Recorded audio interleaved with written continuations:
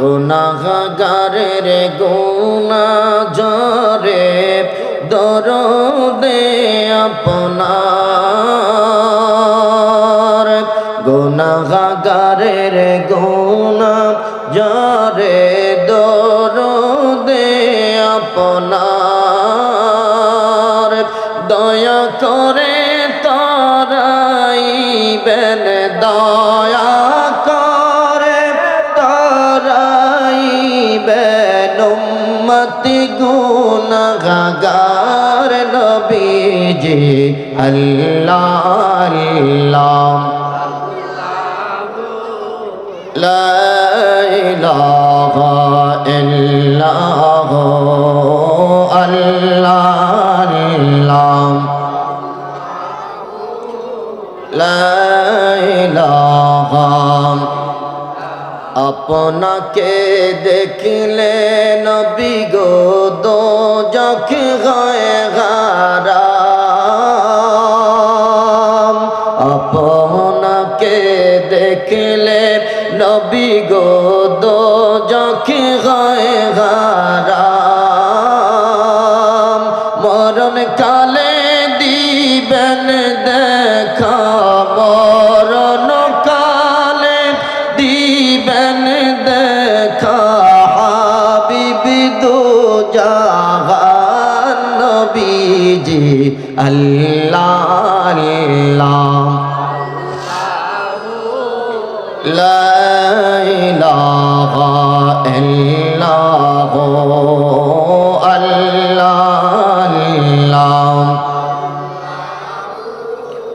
লা ইলাহা মৌতের তুফান চলবে যখন নবী গো আমার মৌতের তুফান চলবে যখন নবী গো আমার দয়া করে দেখাইবেন দয়া করে দেখাইবেন চেহারায় আনোয়ার নবীজি আল্লাহ আল্লাহ লা ইলাহা ইল্লাল্লাহ আল্লাহ আল্লাহ লা ইলাহা অন্ধকার কবরে আমার সাথী কেউ তো নাই অন্ধকার কবরে আমার সাথী কেউ তো নাই দয়াল নবী দয়া করে দয়াল নবী দয়া করে বুকে দিও ঠাই নবীজি আল্লাহ আল্লাহ লা ইলাহা ইল্লাল্লাহ আল্লাহ আল্লাহ লা ইলাহা হাশর মিজানে পুলিশি রাতে আপন কেউ তো নাই হাশর মিজানে পুলিশি রাতে আপন কেউ তো নাই দয়াল নবী দয়া করে দয়াল নবী করে বুকে দিও ঠাই নবীজি আল্লাহ আল্লাহ লা ইলাহা ইল্লাল্লাহ আল্লাহ আল্লাহ লা ইলাহা লা ইলাহা ইল্লাল্লাহু মুহাম্মাদুর রাসূলুল্লাহ সাল্লাল্লাহু আলাইহি ওয়াসাল্লাম বালাগাল আলা বিকামালিহি কাশাফাদ দুজা বিজামালিহি حسنت جميع خصاله صلوا عليه। তো মুআজ্জাজ হাজিরিন, বলতেছিলাম এই মাহফিলে আসার সৌভাগ্য সবার হবে না। আল্লাহ যাদেরকে তৌফিক দিয়েছেন তারাই এই মাহফিলের মেহমান হতে পারবে। কথা বলেন ঠিক কিনা?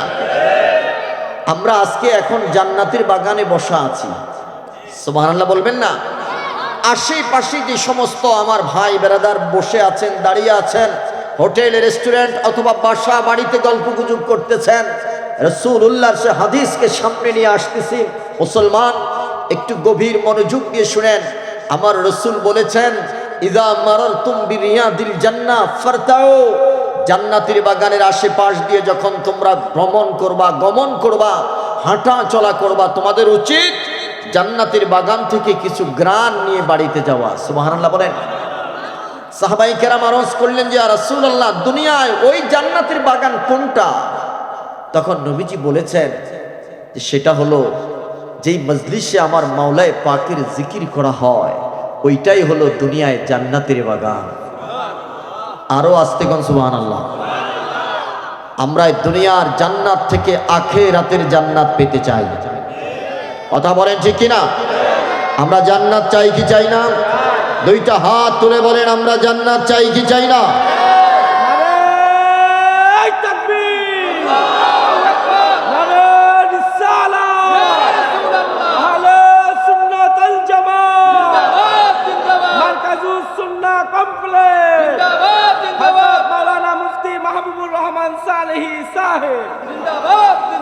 আল্লাহ কবুল করুক, জোরে বলেন আমিন। আল্লাহর জান্নাতে যেতে হলে আল্লাহকে দুইটা জিনিস দিয়ে দেওয়া লাগবে। আজকের আমার আলোচনার মূল বিষয় হলো যে আল্লাহকে দেওয়া লাগবে এরকম দুইটা জিনিস কি, সেটা আমরা জানবো। আসেননি আপনারা আমার সাথে? সূরা তাওবার 111 নম্বর আয়াতের মধ্যে আল্লাহ বলতেছেন, ইন্নাল্লাহা আশতারা মিনাল মুমিনিনা আনফুসাহুম ওয়া আমওয়ালাহুম বিআন্না লাহুমুল জান্নাহ। আল্লাহ বলতেছেন, নিশ্চয়ই আল্লাহ সুবহানাহু ওয়া তাআলা ঈমানওয়ালা মানুষদের কাছ থেকে দুইটা জিনিস কিনে নিলেন। সুবহানাল্লাহ বলেন। বলেন কয়টা? এক নাম্বার হলো ঈমানওয়ালা মানুষের জান, আনফুসাহুম, আমি ঈমানদারের জানটা কিনে নিয়েছি। আল্লাহ দুই নম্বরে কি কিনলা? ঈমানদারের মালটাও আমি আল্লাহ কিনে নিয়ে গেছি।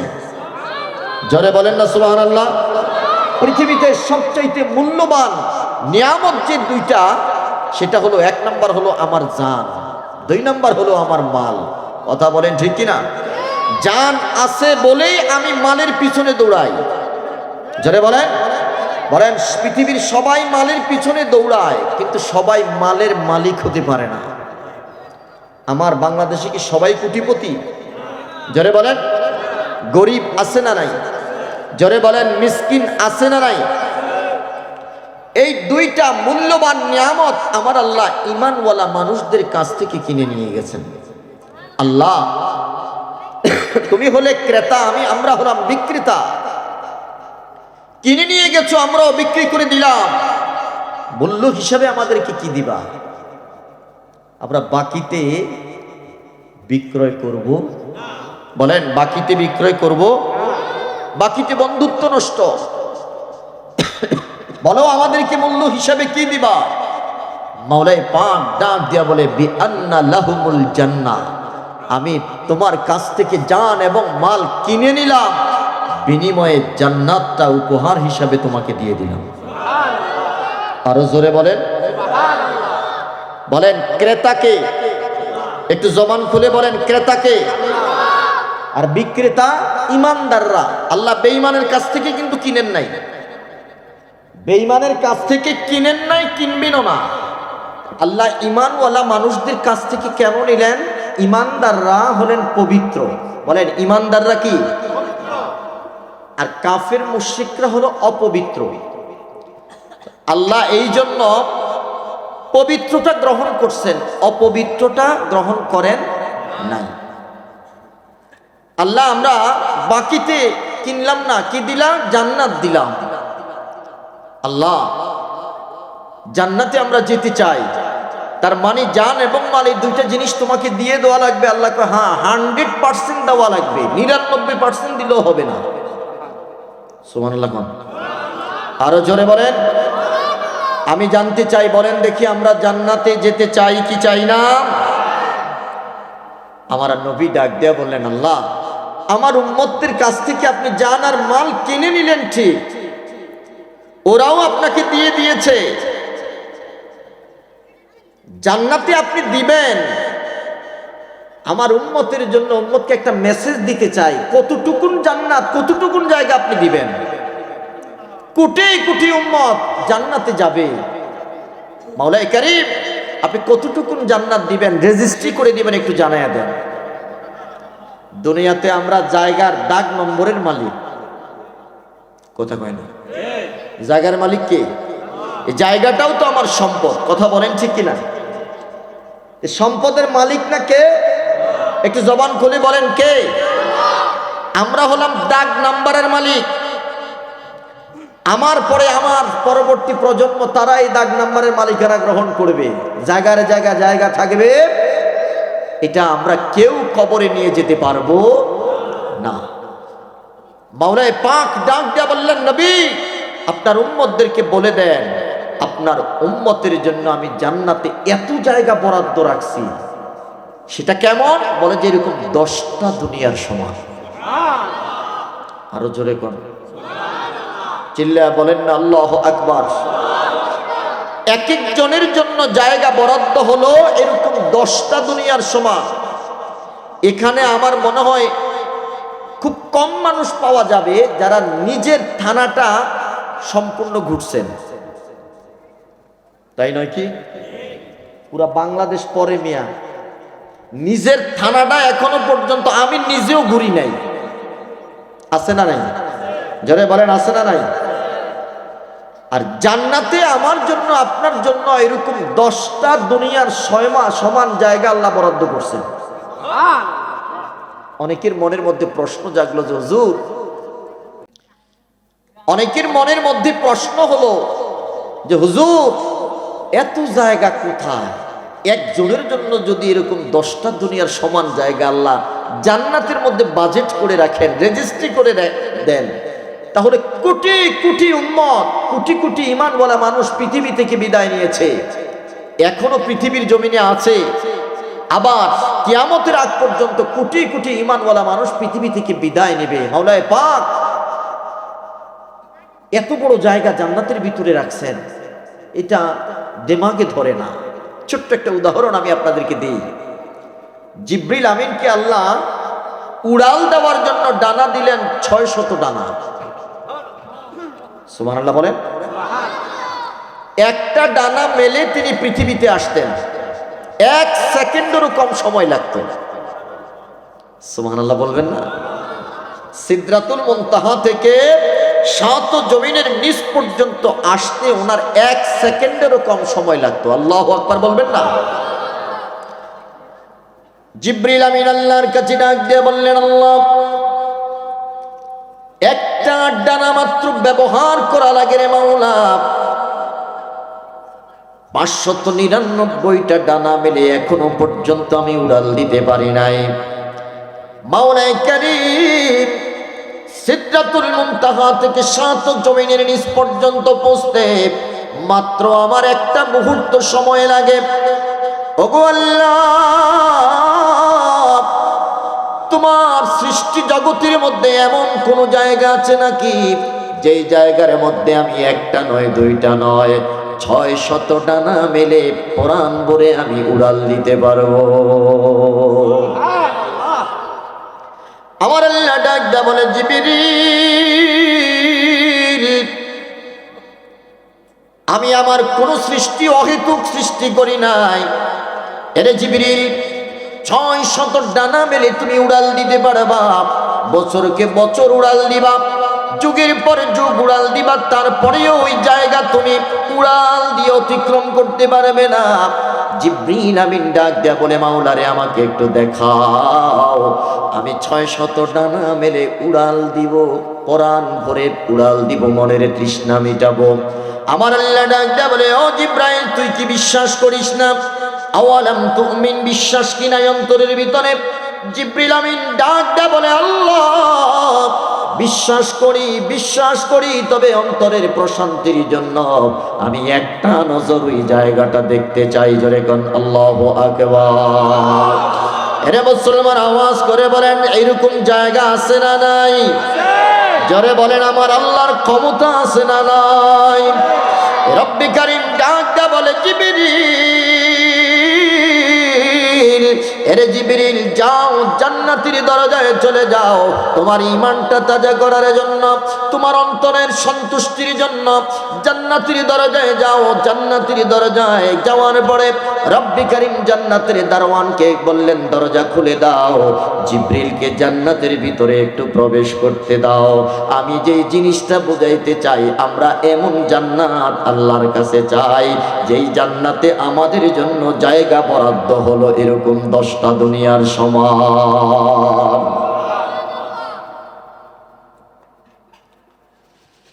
এরে মুসলমান, জান্নাতের দরজার মধ্যে জিবরিল আমিন দাঁড়ালেন।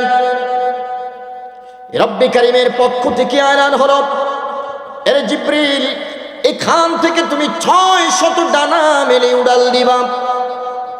জিবরিল আমিনকে বললেন, জিবরিল একটা জায়গা তুমি নির্ধারণ করো। হযরত জিবরাইল গাছের একটা ছায়া নির্ধারণ করলেন। আমার আল্লাহ ডাক দেয়া বলে, জিবরাইল রে, একটা নয়, দুইটা নয়, সবগুলো ডানা এবার তুমি খোলো, ইঞ্জিলগুলো স্টার্ট দাও। একটা ইঞ্জিলের পাওয়ার হলো সিদরাতুল মুনতাহা থেকে 7 জমিনের নিচ পর্যন্ত পৌঁছতে মাত্র একটা মুহূর্ত সময় লাগে। আল্লাহু আকবার বলেন। এরকম 600 ইঞ্জিল যদি স্টার্ট দেওয়া হয়, ওই জিবরিলের গতি স্পিডটা কত বেশি হবে একটু চিন্তা করেন। 600 ডানা মেলে এবারে জিবরিল আমিন জান্নাতের ভিতরে উড়াল দিতে শুরু করলো। আওয়াজ করে বলা যাবে কি আল্লাহু আকবার। উড়াল দিচ্ছে তো দিচ্ছে।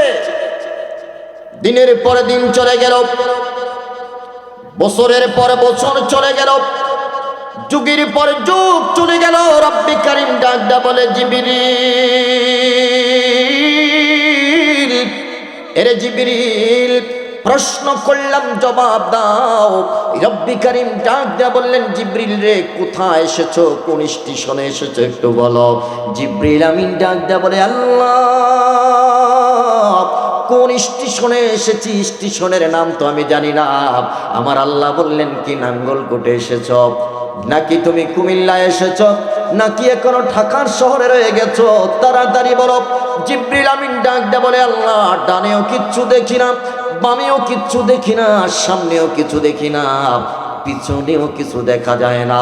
আমার আল্লাহ প্রশ্ন করলেন, জিবরাইল রে, যে গাছের ছায়া থেকে উড়ালটা শুরু করেছ, ওই গাছটা কি তোমার নজরে দৃশ্যমান কিনা?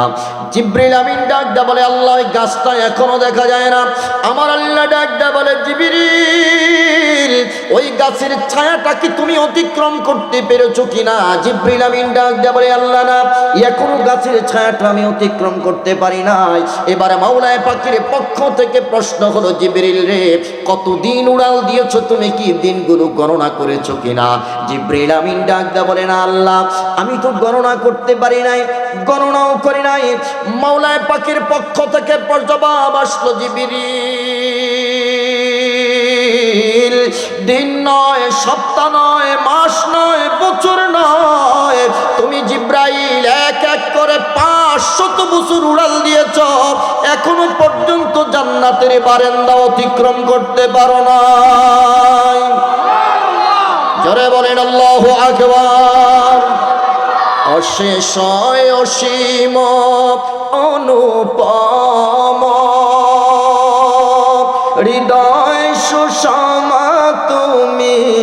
তুমি প্রিয়তম,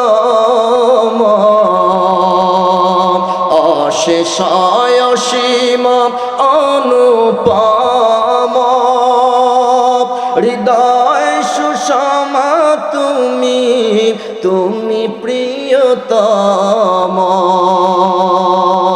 ঠাই দিও প্রিয়তম, ঠাই দিও প্রিয়তম, ও গো দয়াবান তুমি রহমান, তুমি মেহেরবান, তুমি রহমান, তুমি মেহেরবান। জোরে জোরে বলেন আল্লাহু আকবার। আমার আল্লাহর পাওয়ার কত বেশি, আমার আল্লাহর ক্ষমতা কত বেশি। জিবরিল আমিন ডাক দিয়া বলে, এ দুনিয়ার মানুষ, এক এক করে 600 ডানা মিললাম, যেখানে সিদরাতুল মুনতাহা থেকে 7 জমিনের নিচ পর্যন্ত যাইতে আমার একটা ডানা খোলা রাখতো, একটা মুহূর্ত সময় রাখতো। সেখানে একটা নয়, দুইটা নয়, 600 ডানা আমি মেললাম। 600 ডানা মেলে একদিন নয়, 2 দিন নয়, টানা 500 বছর উড়াল দিয়ে এখনো পর্যন্ত জান্নাতের বারান্দা অতিক্রম করতে পারি না।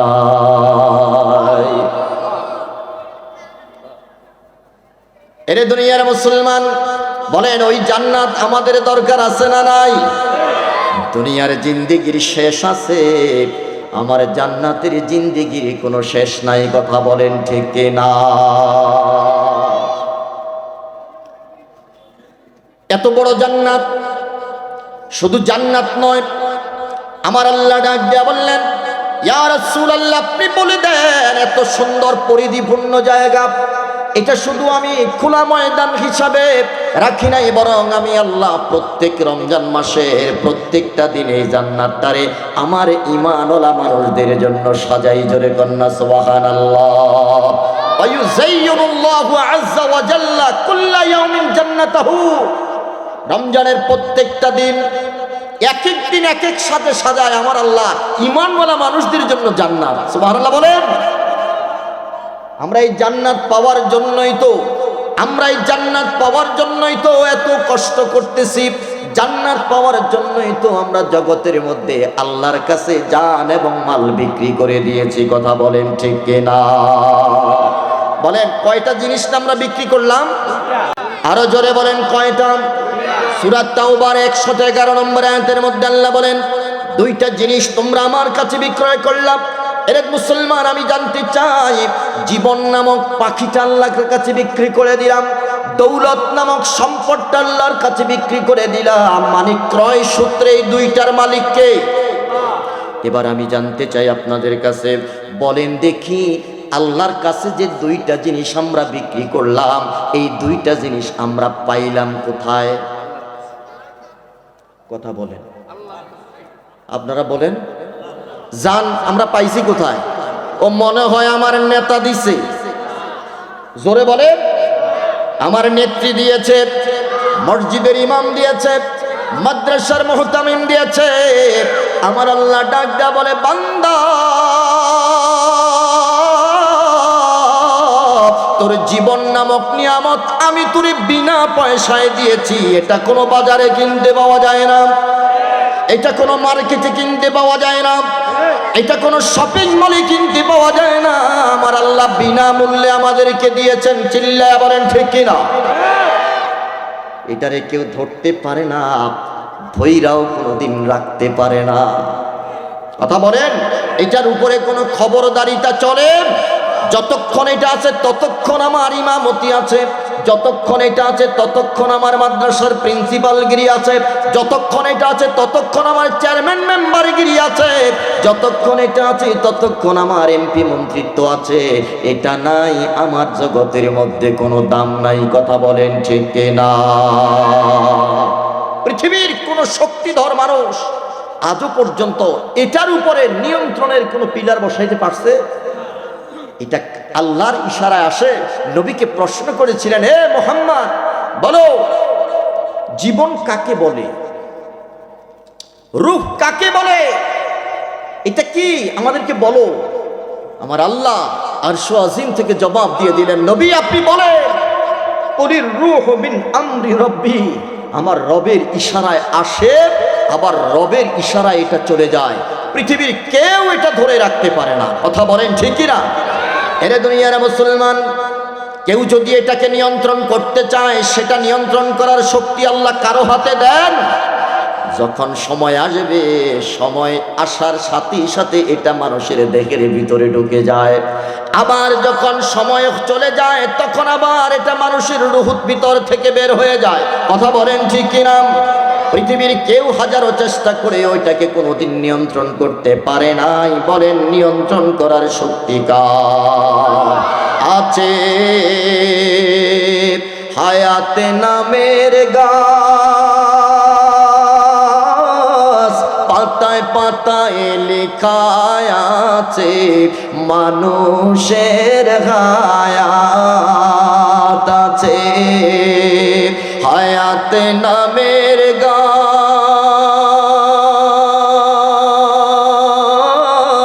পাতায় পাতায় লেখা আছে মানুষের হায়াত। সেই পাতা জড়িয়া গেলে, সেই পাতা জড়িয়া গেলে থাকতে পারবে না।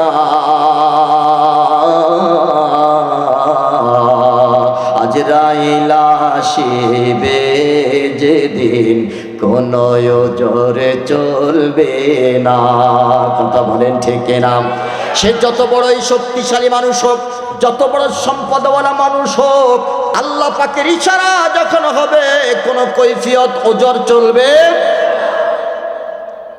রে মুসলমান, আমি জানতে চাই, বিনামূল্যে আমাদেরকে আমার আল্লাহ এই জান এবং মাল দিয়েছেন। কথা বলেন ঠিক কিনা? যেদিন আমাদেরকে জান এবং মাল দিয়েছেন, জানের মালিক আমাকে করিয়েছেন। আমার তো দূরের কথা, আমি আমার মায়ের পেটে ছিলাম, আমার মায়েরও কোনো খবর ছিল না। কথা বলেন না? আমার রুহটা যেদিন আমার ভিতরে দিছে, আপনারা বলতে পারবেন কোন দিন দিছে? যারা বলেন, মা বলতে পারবে? মালিক কে? আমার আল্লাহ বলতেছেন, বান্দারে বিনামূল্যে তোর এই জীবনটা আমি দিলাম, 1 টাকাও আল্লাহকে হাদিয়া দেই না। কথা বলেন ঠিক কিনা? 1 টাকাও সম্পদের মালিক বানাইলাম, বিনামূল্যে তুলে দিলাম। 1 টাকা হাদিয়া কোনোদিন আমাকে দিস নাই। রে বান্দা, জগতের মধ্যে দান দাতা সূত্রেও তোরে 2টা জিনিসের মালিক আমি আল্লাহ, ক্রয় সূত্রেও এই 2টা জিনিসের মালিক আমি আল্লাহ। আল্লাহকে প্রশ্ন করলাম, আল্লাহ মালিকানা তোমার, তাহলে আমরা কি? আমার আল্লাহ বলতেছে, তোরা হলো আমানতদার। সুবহানাল্লাহ কোন? আমরা কি? জান এবং মালের আমানতদার। এবার আওয়াজ করে বলবেন, গভীর মনোযোগ দেন, জান এবং মালের মালিক কে? আমরা হলাম আমানতদার। জোরে বলেন, আমরা কি? এবার বলেন দেখি, মালিক যিনি, তিনার ইশারায় তো জান এবং মাল ব্যবহার করা লাগবে। কথা কোন ঠিক কিনা? বলেন বলেন, কার রাস্তায়? এখানে আমার নিজের ইচ্ছা চলবে না। এই জান এবং মাল ব্যবহার করার ক্ষেত্রে নিজের নেতার কোনো ইশারা চলবে না, নিজের মা বাবার ইশারা চলবে না, মাদ্রাসার মুফতি মুহাদ্দিসের ইচ্ছা অনুযায়ী চলবে না। আওয়াজ করে বলেন, জান এবং মাল ব্যবহার করতে হবে কার ইশারায়? আরো জোরে বলেন, কার? আল্লাহ এবং আল্লাহর ইশারায় ব্যয় করতে হবে, আল্লাহর রাস্তায় ব্যয় করা লাগবে। আমার আর আপনার ইচ্ছা অনুযায়ী আমার জান আমি ব্যবহার করতে পারবো না। কথা বলেন ঠিক কিনা? এতটুকুন বুঝছেন তো? বলেন, জান এবং মালের দাতা সূত্রেও মালিক, ক্রয় সূত্রেও মালিক কে? বলেন, জীবন চলবে আসলে কার রাস্তায়? ওগো আল্লাহ, তোমার রাস্তায় আমার জীবন এবং মাল ব্যয় করা লাগবে। মাওলাই কারীম তোমার কাছে আমার জিজ্ঞাসা, কিভাবে বুঝবো কোনটা তোমার রাস্তা? আমার আল্লাহ ডাক দেয়া বলে, বান্দা যাও আমার নবীর দরবারে চলে যাও, আমার নবী আমার রাস্তা দেখায় দিবে। আর আস্তে কন্যা সুবহানাল্লাহ। আমার নবী যেভাবে বলবে ওইভাবে চলবা, এটাই আমার রাস্তা। সুবহানাল্লাহ বলে। আমার নবী যেটা করবে ওইটাই করবা, এটাই আমার রাস্তা। আওয়াজ করে বলেন আল্লাহু আকবার। নবীকে পাইলে পাওয়া যায় কাকে? আমার আল্লাহ ডাক দেয়া বলে, বান্দা নবীর কাছে চলে যাও, নবীর দরবারে চলে যাও। আমার নবী যেইভাবে বলবে, যেইভাবে চলবে, হুবহু নবীর অনুকরণ করবা, হুবহু নবীর অনুসরণ করবা, ওইটাই হলো আমার রাস্তা। যদি আমার নবীকে পাইয়া যাও, আমি আল্লাহ তোমার সাথে আছি। আল্লাহু আকবার বলেন। আমার নবীকে যদি রাজি করতে পারো, আমি আল্লাহ তোমার প্রতি রাজি আর খুশি হয়ে যায়।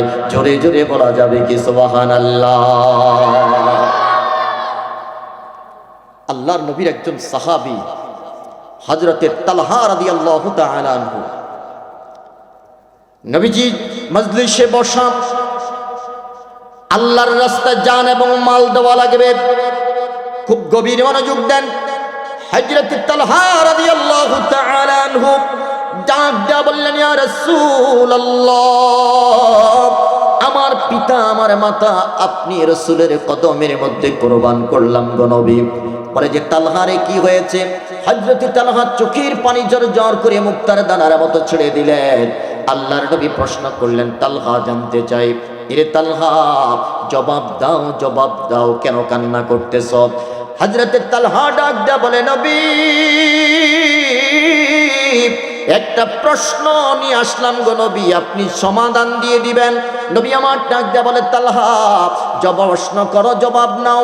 হযরতে তালহা ডাক দেয়া বললেন, ইয়া রাসূলুল্লাহ, আমি চাই এই জমিনের মধ্যে আপনি রাসূলের একজন প্রিয় উম্মত হওয়ার জন্য।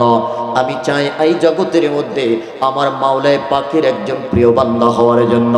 আমাকে এমন একটা আমলের কথা বলে দিবেন, যেই আমলটা করলে পরে আমি আল্লাহ পাকের প্রিয় বান্দা, আপনি রাসূলের প্রিয় উম্মত হতে পারবো। চিল্লায়া কোন সুবহানাল্লাহ। সাহাবায়ে কেরাম আমলের প্রতিযোগিতা করতেন, আর আমরা প্রতিযোগিতা করি টাকা। জোরে বলেন। আমরা প্রতিযোগিতা করি ক্ষমতার। যেই দল ক্ষমতায় যায় ওই দলের ক্ষমতা আছে না নাই? কম না বেশি? এত ক্ষমতা, চা দোকানে যাইয়া চা খাইয়াও বিলটা দেয় না। আরো জোরে বলেন। এত ক্ষমতার রিক্সা, অটো, সিএনজিতে উইঠা ভাড়াটা পর্যন্ত দেয় না। এত ক্ষমতা, যতদিন ক্ষমতা থাকে ততদিন অপর দলের নেতা কর্মীদেরকে ঘরেও ঘুমাইতে দেয় না। আবার যখন ক্ষমতা থেকে চলে যায়, বাটি চালান দিয়েও এই নেতাকে খুঁজে পাওয়া যায়। বলেন বলেন, আছে না নাই? আমাদের প্রতিযোগিতা হলো সম্পদ নিয়ে, কার কত সম্পদ আছে, কে কত সম্পদ যোগাইতে পারে। সাহাবীরা প্রতিযোগিতা করত, আমল নিয়ে প্রতিযোগিতা। হযরতে আবু তালহা রাদিয়াল্লাহু তাআলা আনহু ডাক দিয়া বললেন, নবী এমন একটা আমলের কথা বলে দেন, যেই আমলটা করলে পরে আমি আপনার প্রিয় উম্মত, আমার মাওলায়ে পাকের প্রিয় বান্দা হব। হযরতে রাসূল পাক সরকারে দু আলম নবী মুস্তাফা ডাক দিয়া বলে, তালহা তোমার জান এবং মাল আমার আল্লাহ ক্রয় করে নিলেন। আল্লাহর প্রিয় বান্দা হও। আল্লাহর প্রিয় বান্দা হওয়ার জন্য যেই আমলটা তোমাকে প্রথমেই করা লাগবে, 5 ওয়াক্ত নামাজ তুমি জামাতের সাথে আদায় করবা। আওয়াজ করে বলেন আল্লাহু আকবার। 5 ওয়াক্ত নামাজ তুমি জামাতের সাথে আদায় করবা। হযরত তালহা রাদিয়াল্লাহু তাআলা আনহু ডাক দিয়ে বললেন, ইয়া রাসূলুল্লাহ, 5 ওয়াক্ত নামাজ সবাই তো পড়ে, আমিও পড়ি, জামাতের সাথে নামাজ আদায় করে আমিও করি। আমি একটা আনকমন আমল আপনার কাছে চাচ্ছি, সবাই যেটা করে না আমি সেটা করে আল্লাহর প্রিয় বান্দা হতে চাই। সবাই করে, এটা তো আমিও করি, এটা আনকমন আমলের কথা বলে দেন। আমার নবী ডাক দিয়া বলেন, রে তালহা মাওলায়ে পাকের সাথে বান্দার নেটওয়ার্ক, মাওলায়ে পাকের সাথে বান্দার সংযোগ, মাওলায়ে পাকের সাথে বান্দার সম্পর্ক গড়ার সবচাইতে বড় মাধ্যম, সবচাইতে বড় ইবাদতের নাম হলো সালাত। তুমি যদি নামাজ আদায় করো, বেশি বেশি সাজদা করো, আমি আমার আল্লাহর সাথে তোমার একটা বন্ধুত্ব সুলভ সম্পর্ক হয়ে যায়। জোরে কোন সুবহানাল্লাহ। তুমি যখন নামাজে দাঁড়াইবা, ভিডিও কলের মাধ্যমে আল্লাহ তোমারে দেখে। সুবহানাল্লাহ কোন, আরো জোরে বলেন আল্লাহু আকবার। তাফসীরে মাজহারির মধ্যে আল্লামা সানাউল্লাহ পানিপতি রহমাতুল্লাহ আলাইহি সূরাতুল ফাতিহার তাফসীর করতে গিয়ে তিনি বলেছেন, বান্দা, নবী বলেছেন, এরে নবীর উম্মত, তুমি যখন মসজিদে নামাজের মধ্যে দাঁড়িয়ে যাও, নামাজের মধ্যে দাঁড়িয়ে যাওয়ার পরে যখন সূরাতুল ফাতিহার প্রথম আয়াতটা তুমি তেলাওয়াত করো, আলহামদুলিল্লাহি রাব্বিল আলামিন, তখন আল্লাহর আরশ আজিমের রিংটোন বাজতে থাকে। আরো আস্তে কোন সুবহানাল্লাহ। এই রিংটোনটা আল্লাহর আরশ আজিমে বাজতে থাকে। আল্লাহ রিসিভ করেন, রিসিভ করার সাথে সাথে ভিডিও কল ওপেন হয়ে যায়। মাওলায়ে পাক আরশ আজিম থেকে তার বান্দারে সরাসরি দেখতে পায়। সুবহানাল্লাহ কইতেন না? আরো জোরে বলেন না আল্লাহু আকবার। আমার আল্লাহ ডাক দেয়া বলে, এতটা খুশি হয়, এতটা আনন্দিত হয়, আমার মাওলা এতটা উৎফুল্লিত হয়, শুধু একা নয়, আসমানের সকল ফেরেশতাদেরকে ডাক দেয়া বলে, রে ফেরেশতারা, তোমরা তাড়াতাড়ি জমিনের দিকে তাকাও, যাও মারকাজুস সুন্নাহ কমপ্লেক্সের মসজিদের মধ্যে আমার কিছু বান্দা কাঁধে কাঁধ মিলিয়ে ধনী গরিবের ভেদাভেদ ভুলে গিয়ে, সাদা কালোর ভেদাভেদ ভুলে গিয়ে একই কাতারের মধ্যে দাঁড়িয়ে দাঁড়িয়ে হামিদানি আবেদি আমার প্রশংসা আদায় করতেছে। আমিও দেখতেছি, তোরাও দেখ, আমার বান্দাদের জন্য তোরা ক্ষমা প্রার্থনা কর। চিল্লায়া কোন সুবহানাল্লাহ। আল্লাহু আকবার বলেন। আমরা নামাজে দাঁড়ানোর অর্থ হলো আমার মাওলা আমাকে দেখতেছে। সুবহানাল্লাহ কোন না? আমার নবীকে এটাই আমার আল্লাহ শিক্ষা দিয়েছেন। আপনি আপনার উম্মতদেরকে বলে দেন, তারা যখন নামাজে দাঁড়ায়, তারা যেন নিয়ত করে, আমি আল্লাহকে দেখতেছি। ফা ইল্লাম তাকুন তারাহু ফা ইন্নাহু ইয়ারাক। যদি তারা আমি আল্লাহকে না দেখে, আপনি আপনার উম্মতকে বলে দেন, আমি মাওলা সরাসরি তাদেরকে দেখতেছি। জোরে বলেন না আল্লাহু আকবার। আমার আল্লাহর ক্ষমতা আছে না নাই?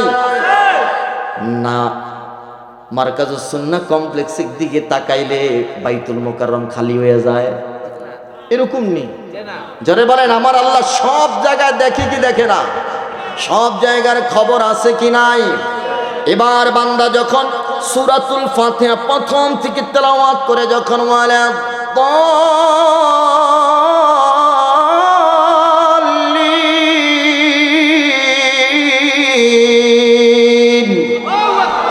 এটা বলে যখন শেষ করে দেয়, আসমানের সকল ফেরেশতারা, শুধু আসমানে নয়, জমিনের সকল ফেরেশতারাও এক সুরে একসাথে আমাদের সাথে আমিন বলে চিল্লাইয়া উঠে।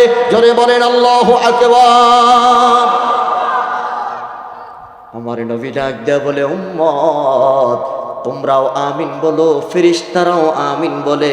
তোমাদের আমিন বলাটা ফেরেশতাদের সাথে যদি মিলে যায়, আমার আল্লাহ এই আমিনটাকে কবুল করে, এর বদৌলতে তোমাদের জীবনের সব গুনাহ মাফ করে দেয়। তার মানে কি, আল্লাহ শুধু একাই দেখেন না, তামাম ফেরেশতারা তখন ওই নামাজি ব্যক্তির দিকে তাকিয়ে থাকে। আর আমরা নামাজের মধ্যে দাঁড়াইয়া চিন্তা করি যে ভোটটা আগামীকালকে কারে দিব। কথা কন না? নামাজের মধ্যে দাঁড়াইয়া চিন্তা করি যে 500 টাকা বাড়াইয়া দিবে তারই ভোটটা দিব। জোরে বলেন, এরকম নাফরমান আমাদের সমাজে একটাও নাই। ওরে কয় আছে বেনি, একজনে 500 টাকা দিয়া গেছে, পরে কয় চিন্তা করে যে ভোটটা তো আমনেরই দিব। কতক্ষণ পরে আরেকজন আইয়া দরজার মধ্যে নক করছে, কিও হ্যাঁ তারা আইসে নি? কহ আইসে। দিছে নি কিছু? কহ দিছে। কত দিছে? 500 টাকা দিছে মাত্র। নেন, আমি দিলাম 1000, আমার দলের ভোট দিবেন। কহ 500 টাকা যদি বেশি দিছেন, ভোটটা তো আপনারই দিব। কথা বল না? নাই নাই নাই নাই, আসেনি আসেনি। আহারে, ঢাকার শহরের গরুর মাথা বিক্রি হয় 5000। কত? 5000। আর আমার বাংলাদেশে মুসলমানের মাথা বিক্রি হয় 500 টাকা। তার মানে এটা ওই বলদের চাইতো খারাপ। কথা বলেন ঠিক কিনা? গরুর মাথা কত আর মানুষের মাথা বিক্রি হয় কত? তুই বেটা কালকে তুই ফ্যান খাইস আর ঘাস খাইস, এই গরু তুলতে ভালো আছে। এই কাজ করে এই পর্যন্ত আমরা আমাদের ভাগ্যের পরিবর্তন করতে পারি না। কথা বলেন ঠিক কিনা? এগুলো করা যাবে? যারা বলেন করা যাবে। সামনে যেহেতু নির্বাচন আসতেছে, আগেই আপনাদেরকে মেসেজটা দিয়ে দিচ্ছি, খবরদার মাথা বিক্রি করবেন না। এটা আপনার ইমানি দায়িত্ব যে যোগ্য তাকে আমরা আমাদের ইমাম বানাবো। কথা বলেন ঠিক কিনা? আরে মসজিদের ইমাম বানাইতে গিয়ে সার্টিফিকেট দেখে ঠিক আছে কিনা, আখলাক দেখে ঠিক আছে কিনা, দাড়ি দেখে ঠিক আছে কিনা, বিবাহিত কিনা ঠিক আছে, বিয়ে কয়টা করছে সেটারও খবর নেই। কথা বলেন। আর যিনি আমার সমাজের ইমাম হবেন, যিনি আমার রাষ্ট্রের ইমাম হবেন, তাকে বিনা যাচাইয়ে বিনা বাছাইয়ে গরুর চাইতে আরো কম দামে বিক্রি হয়ে আমরা রাতের অন্ধকারে গিয়ে ভোট দিয়ে দেই, এই ইমাম কোনোদিন আমাদের কোনো কল্যাণে আসতে পারে না। কথা বলেন, কথা বলেন। এখান থেকে শিক্ষা নেন, বলেন জান এবং মালের মালিক কে? আল্লাহ যেভাবে ইমাম নির্বাচন করতে বলেছেন ওইভাবেই তো করা লাগবে। আমাদের ইমাম, যিনি মসজিদের ইমাম হবেন, যিনি সমাজের ইমাম হবেন, যিনি রাষ্ট্রের ইমাম হবেন, আমরা বেনামাজি কোনো ইমাম চাই না। কথা বলেন ঠিক কিনা? যার ভিতরে তাকওয়া আছে, যে অন্তত পক্ষে কোনোদিন জনগণের অধিকার নিয়ে ছিনিমিনি খেলবে না, জনগণের সম্পদ নষ্ট করবে না, লুণ্ঠন করবে না, দেশের মানুষের অধিকার পরিপূর্ণভাবে বুঝায় দিবে, 5 ওয়াক্ত নামাজ জামাতের সাথে আদায় করবে। আমরা এমন লিডার, এমন নেতা চাই কি চাই না? 2 হাত তুলে বলেন আমরা এমন ইমাম চাই কি চাই না?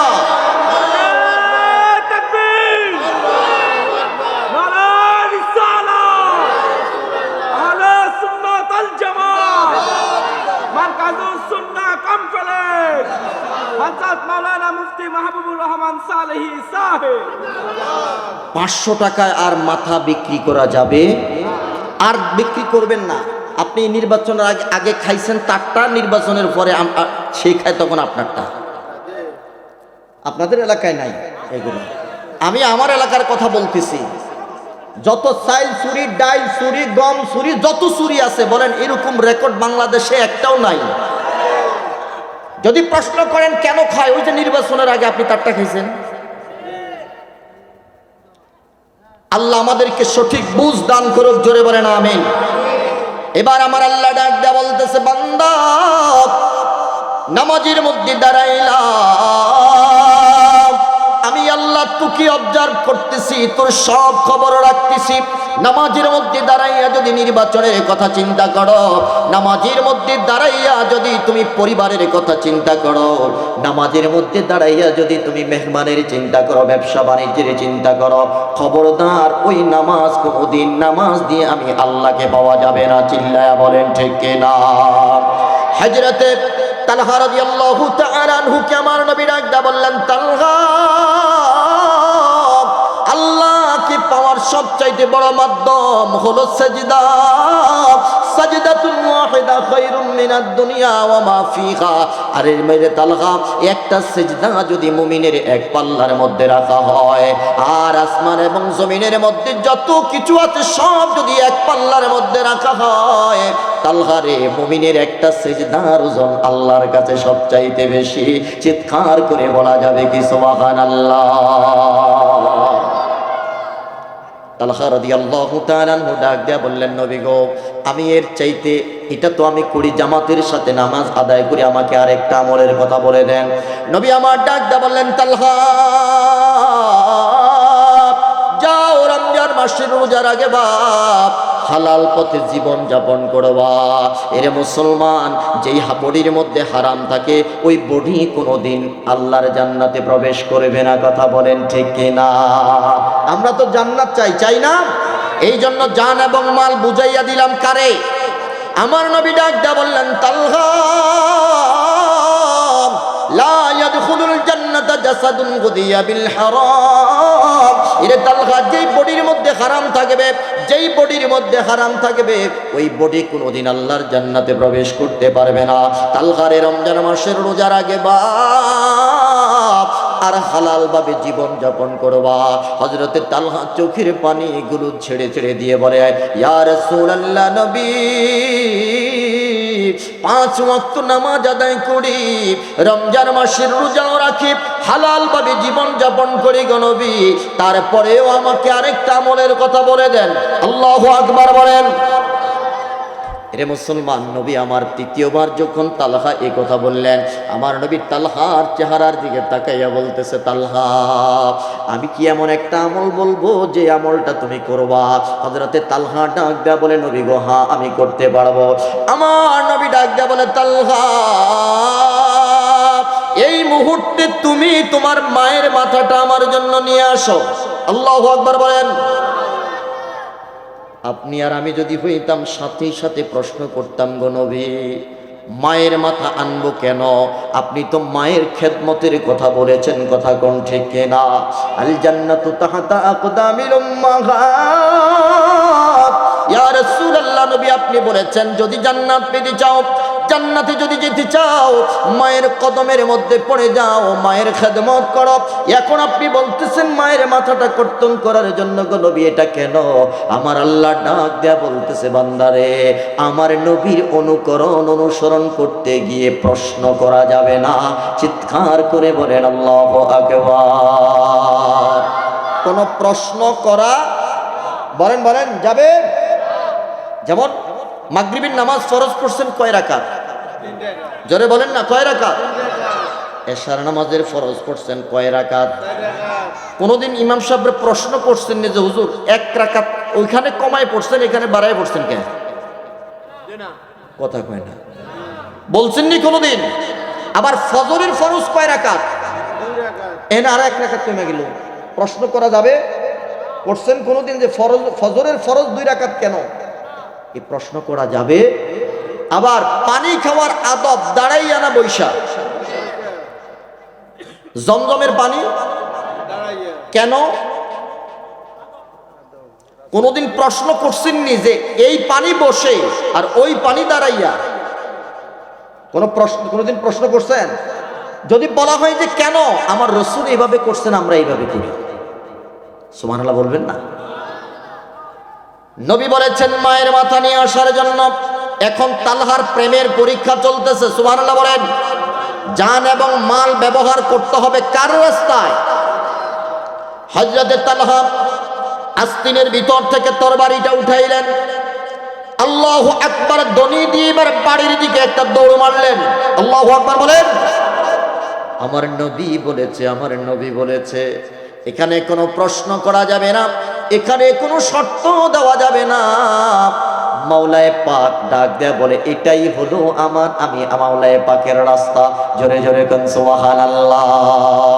বাড়ির দিকে দৌড়াচ্ছে মায়ের মাথা আনার জন্য। বলেন পরীক্ষাটা কিসের পরীক্ষা? প্রেমের পরীক্ষা চলতেছে। আমার আল্লাহ ডাক দেয়া বলে, তালহা রে, এরে তালহা, তুমি আল্লাহ পেতে চাও, তুমি নবী পেতে চাও, আসো এবার প্রেমের পরীক্ষা হয়ে যাক। প্রেমের পরীক্ষায় যদি তুমি উত্তীর্ণ হতে পারো, প্রেমের পরীক্ষায় যদি তুমি পাশ করতে পারো রে তালহা, আমি আল্লাহ কথা দিলাম, জান্নাতের 8টা দরজা তোমার জন্য আমি খুলে দেব। সুবহানাল্লাহ। হযরতে তালহা বাড়ির দিকে দৌড়াচ্ছে। আমার নবী ডাক দেয়া বললেন, রে সাহাবীরা, হে আলী, কোথায় আছো? হযরত আলী ডাক দেয়া বললেন, লাব্বাইকা সাআদাইকা ইয়া রাসূলুল্লাহ। আল্লাহু আকবার বলেন। ইয়া রাসূলুল্লাহ, আপনি শুধু আমাকে হুকুম করেন, বলে যে তাড়াতাড়ি পাগলাটারে থামাও। আল্লাহু আকবার বলেন। প্রেমের পরীক্ষায় পাগলা ফার্স্ট ডিভিশনে পাশ করেছে। আমার মাওলা ডাক দেয়া বললেন, নবী, এই প্রেমের পরীক্ষা শুধু তালহাই দেয় নাই, আমি প্রেমের পরীক্ষা সমস্ত পয়গম্বরদের কাছ থেকে নিয়েছি। জোরে কোন সুবহানাল্লাহ। হযরত ইব্রাহিম খলিলুল্লাহ তিনাকে আগুনের মধ্যে ফেলাই দিছেন।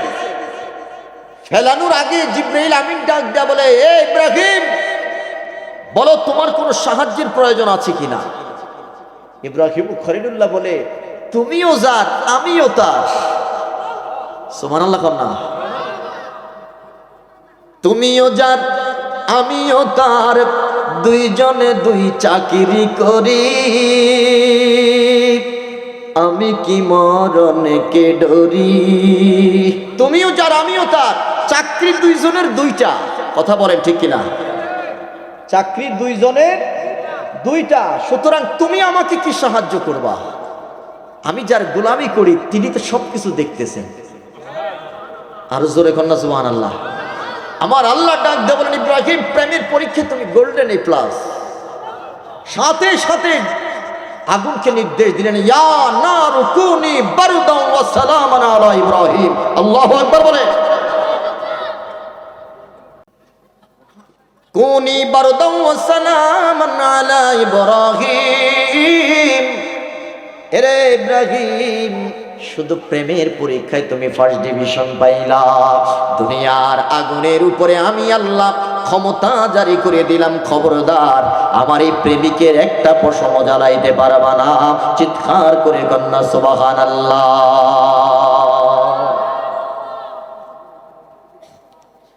হযরত আবু তালহা রাদিয়াল্লাহু তাআলা আনহু দৌড়াচ্ছেন বাড়ির দিকে। হযরত আলী ডাক দিয়ে বললেন, তালহা দাঁড়াও। হযরত তালহা ডাক দিয়ে বলতেছে, খবরদার আমাকে ডিস্টার্ব করো না, আমাকে ডিস্টার্ব করো না। রাহমাতুল লিল আলামিনের নির্দেশ পালন করতে আমার দেরি হয়ে যাবে। খবরদার পিছন দিক থেকে আর ডাক দিও না, চিল্লায়া কোন আল্লাহু আকবার। মায়ের পায়ের নিচে সন্তানের বেহেশত, অথচ এই মায়ের মাথা আনতে বললেন আমার নবীজি। হযরতে আবু তালহা ডাক দিয়ে পিছন দিক থেকে ইশারা দিয়ে বললেন, আমাকে ডিস্টার্ব করো না, আমি তোমাদের কোনো কথা শুনতে চাই না। আল্লাহর নবীর সাহাবী হযরত আলী ডাক দিয়ে বলে, তালহা নবী তোমাকে বলেছে, নবী তোমাকে বলেছে দাঁড়ানোর জন্য, তুমি দাঁড়াও। হযরতে তালহা রাদিয়াল্লাহু তাআলা আনহু যখন নবীর কথা শুনলেন দাঁড়িয়ে গেলেন। আল্লাহু আকবার বলেন। তার কারণ নবীর সিদ্ধান্তের অগ্রগামী হওয়া যাবে না, এই নির্দেশটা কার? লা তুকদ্দিমু বাইনা ইয়াদাইল্লাহি ওয়া রাসূলি। খবরদার। যখনই রাহমাতুল লিল আলামিনের কথা শুনলেন, হযরতে তালহা রাদিয়াল্লাহু তাআলা আনহু দাঁড়িয়ে গেল। দাঁড়ানোর পরে এবার হযরতে আলী ডাক দিয়ে বললেন, তালহা আমার কথা শুনো। বলে যে কি বলো? রাহমাতুল লিল আলামিন তোমাকে যাওয়ার জন্য নির্দেশ দিয়েছে। হযরতে তালহা রাদিয়াল্লাহু তাআলা আনহু একটা মুহূর্ত দেরি করলেন না, আবার তরবারিটা হাতে নিয়ে নবীজির দরবারে হাজিরা দিলেন। চিল্লায়া কোন সুবহানাল্লাহ। নবীজির দরবারে গিয়ে মাথাটা নত করে এভাবে দাঁড়িয়ে আছেন। আল্লাহর নবী প্রশ্ন করলেন, তালহা রে, এরে তালহা, আল্লাহ পাকের প্রেমের পরীক্ষায় তুমি গোল্ডেন এ প্লাস পেয়েছো। তুমি চেয়েছো জান এবং মাল আল্লাহর দরবারে কুরবানি করে মাওলায়ে পাকের প্রিয় বান্দা হওয়ার জন্য। আজকের এই পরীক্ষায় তোমার প্রতি আমার মাওলা এতটা খুশি হয়েছে রে তালহা, তোমার প্রতি এতটা খুশি হয়েছে রে তালহা, তোমার জান্নাতের সুসংবাদ, তোমার জান্নাতের সার্টিফিকেট আল্লাহ আমার কানে বাজিয়ে দিয়েছে। বলেন না, বলেন না আল্লাহু আকবার। হযরতে তালহা ডাক দেয়া বলে, ইয়া রাসূলুল্লাহ, এই জগতের মধ্যে আপনি না মায়ের মাথা চাইলেন, মায়ের মাথা আপনি চেয়েছেন, আমি তো মাথা আনতে পারি নাই, পরীক্ষা কিভাবে পাশ করলাম? আমার নবী ডাক দেয়া বললেন, রে তালহা, ইন্নাল্লাহা তাআলা লা ইয়ানজুরু ইলা সুওয়ারিকুম ওয়ালা ইলা আমওয়ালিকুম ওয়ালাকিন ইয়ানজুরু ইলা কুলুবিকুম। আল্লাহু আকবার বলেন। আল্লাহ কারো চেহারার দিকে তাকায় না, কারো সম্পদের দিকে তাকায় না, আমার আল্লাহ তাকায় কোন দিকে? অন্তরের দিকে। সুবহানাল্লাহ। কোন মুসা কালিমুল্লাহ একবার তুর পাহাড়ে উঠতেছে। কষ্ট হচ্ছে আপনাদের? ছেড়ে দিব? মুসা কালিমুল্লাহ তুর পাহাড়ে উঠতেছেন। এক পাগলা বলতেছে, আল্লাহ তোমারে যদি পাইতাম আমি সুন্দর করে গোসল করাইতাম। সুবহানাল্লাহ কইতেন না? আল্লাহ তোমারে যদি পাইতাম আমি সুন্দর করে দুধ ভাত তোমারে খাওয়াইতাম, তোমারে যদি পাইতাম আমি তোমারে সুন্দর করে ঘুম পাড়াইতাম। আচ্ছা বলেন দেখি তিনটার কোনটা আল্লাহর প্রয়োজন আছে? কথা কই না। আল্লাহ খায়নি, ঘুমায়নি, গোসল করে মনে হয়, কোনোটাই না। মুসা কালিমুল্লাহ তো দিলেন এক রাগী নবী ছিলেন, পয়গাম্বর ছিলেন, দিলেন এক ধমক, ধমকের সাথে থমকে গেল। হে মুসা, ধমক দিলা কেন? বলে যে রে পাগলা, এগুলো বলা যাবে না, আমার মাওলায় পাকের শানে এগুলা মানায় না। বলে যে আমি তাইলে আমাকে একটা জিকির শিখায় দাও, আমি তো আমল তো করা লাগবে। হযরত পয়গম্বর মুসা কালিমুল্লাহ এবার শিখাই দিলেন, লা ইলাহা ইল্লাল্লাহ মুসা কালিমুল্লাহ। তুমি এবার পড়বা লা ইলাহা ইল্লাল্লাহ মুসা কালিমুল্লাহ। পাগলা কয়েকবার পড়তে পড়তে এটা ভুইলা গেছে, মুসা কালিমুল্লাহ তুর পাহাড়ে পৌঁছা গেছে। এবার পাগলা বাতি নিবাইয়া মুসারে খুঁজতেছে, জোরে বলেন সুবহানাল্লাহ। ওখানে গেছে পরে আমার মাওলা ডাক দেয়া বলতেছে, মুসা তুমি কি করলা এটা? বলতে কি হয়েছে? বলে যে আমার আর আমার এই পাগলাটার সাথে একটা প্রেমের মধুর একটা সম্পর্কের সৃষ্টি হয়েছে। পাগলা আমার প্রেম সাগরে হাবুডুবু খাচ্ছে, আর তুমি এটার মধ্যে বাম হাত ঢুকাই দিলা। এবার পয়গম্বর মুসা কয়, আল্লাহ পাগলা যা কইতেছে এগুলা তো মাইনা নেওয়ার মতো না। সুবহানাল্লাহ। আমার মাওলায় তখন বিব্রা হযরত মুসা কালিমুল্লাহকে ডাক দেয়া বললেন, মুসা পাগলা আমার প্রেমে এতটা বিভোর ছিল, সে নিজে কি বলতেছে নিজের উপরে নিজের কন্ট্রোল পাওয়ার ছিল না, নিজে কি বলতেছে নিজেই জানে না। ওরে মুসা, সে যা বলতেছে আমি খুশি, আমি তো তার অন্তরের খবর জানি। আমার আল্লাহ বলে অন্তরের খবর আমি ছাড়া আর কেউ জানে না। কথা বলেন ঠিক কিনা? সে যে কোন নিয়তে বলতেছে এটা তো আমি জানি। সুবহানাল্লাহ বলবেন না? বলেন বলেন বলেন, জানে কে? আমি একবার সুনামগঞ্জে গিয়েছিলাম এক প্রোগ্রামে, ওখানে গিয়ে দেখি আমার 7 জন ছাত্র, 2 জন হয়েছে মাদ্রাসার প্রভাষক, একজন স্কুলের ধর্মীয় টিচার, আর বাকিরা মসজিদের ইমামতি করে বা বিভিন্ন ব্যবসা বাণিজ্য করে। তো যে মাদ্রাসার মাহফিলের উপস্থাপক আমাকে পেয়ে, আমার খুব আদরের ছাত্র ছিল, আমাকে পেয়ে সে এতটা খুশি হয়েছে যে উপস্থাপনা করতে গিয়ে বলেই ফেলেছে যে হুজুর আমার ছাত্র, আমি হুজুরের উস্তাদ। বুঝেন না মনে বিষয়টা? যেখানে বলতো যে হুজুর আমার উস্তাদ, আমি হুজুরের ছাত্র, এই কথা না বলে সে এটার উল্টা বলছে। আমি স্টেজে ভাবে বসা, তো শীতকাল তো চাদর টাদর মুড়ো দিয়ে বসে রয়েছে, ও যে বলতেছে আমি মুস্কি মুস্কি হাসতেছি। পাবলিক ওকে হায় হায় তুই কইলোটা কি? আচ্ছা বলেন দেখি, আমি রাগ করছি না খুশি আছি? কেন খুশি? আমি জানি বা আমি বুঝতেছি সে আমাকে পেয়ে এতটা আনন্দিত হয়েছে, কি বলতেছে ওই দিকে তার কোনো খবর নাই। কথা বলেন ঠিক কিনা? এই কথাটাই আমার মাওলায় পাক বুঝাইলেন, মুসা পাগলা যে কি বলতেছে আমি তো বুঝি, আমি জানি কোন নিয়তে বলতেছে। আমি খুশি, আমি রাজি রে মুসা। এখন তুই যেটা শিখাইয়া দিয়ে এসেছিস এটা ভুলে এখন তোরে বাতি নিবাইয়া খুঁজতেছে। যাও এখন বলে দিয়ে আসো। মুসা কালিমুল্লাহ কয়, আল্লাহ এগুলা বললে তো সম্পর্ক নষ্ট হয়ে যায়।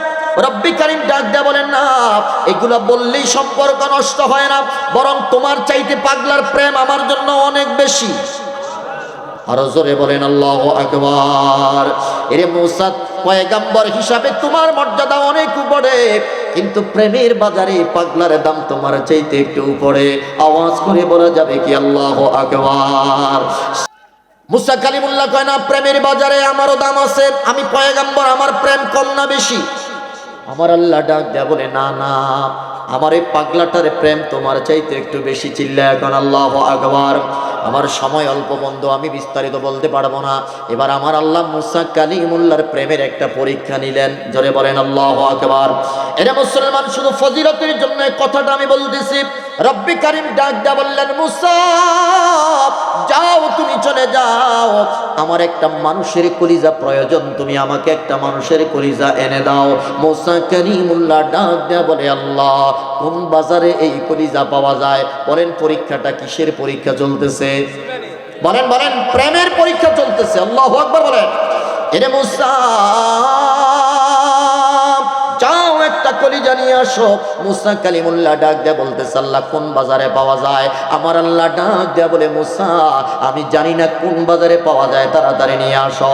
মুসা কালিমুল্লাহ বলেন, নির্দেশ পালন করে কার? বলেন না, বলেন না, কার? জান এবং মালের মালিক, বলেন বলেন, কে? মুসা কালিমুল্লাহ টেনশন নিয়ে তোর পাহাড় থেকে নামতেছে, তোর পাহাড় থেকে নামতেছে। এবার পাগলার লগে দেখা গেল, পাগলা কয়, মুসা খাড়া। মুসা কালিমুল্লাহকে ডিস্টার্ব করিস না, মাওলায় পাখির হুকুম। পাগলা ডাক দেয়া বলে, মুসা একটা মুহূর্তের জন্য দাঁড়াও। মুসা কালিমুল্লাহ ডাক দেয়া বলে, পাগলারে ডিস্টার্ব করিস না। পাগলা ডাক দেয়া বলে, মুসা কেন এত টেনশনগ্রস্ত তোমাকে দেখা যায়?